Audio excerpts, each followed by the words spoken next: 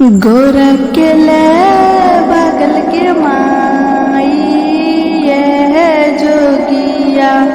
गोरखले बगल के माई ये जोगिया।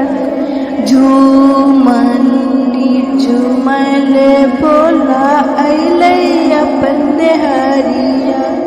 झूमली झमल बोला अइलै अपन देहरिया। अरे गंगा जल से चरना पखार लेलन गे माई ये जोगिया। गोरखले बगल के माई ये जोगिया। गोरखले बगल के माई ये जोगिया। तो हूँ कहले भोला खोबा देबो मलैया। तो हूँ कहले भोला खोबा देबो मलैया। अरे भंगिया के गोला बाते खाए दिलन गे माई है जोगिया। गोरखले बगल के माई ये जोगिया। गोरखले बगल के माई ये जोगिया। तो हूँ कहले भोला लहंगा देबो पटोरबा।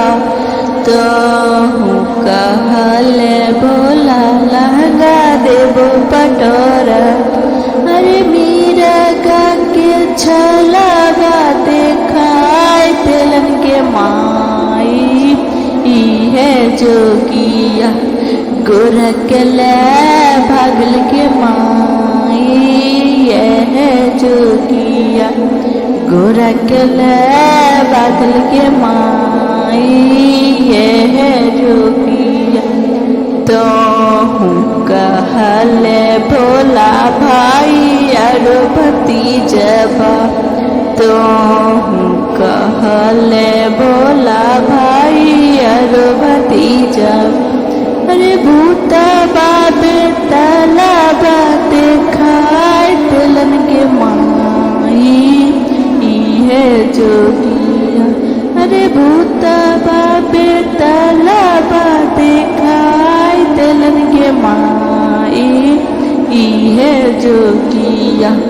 गोरखले बगल के माई ये जोगिया। गोरखले बगल के माई ये जोगिया। दया करी महादेव।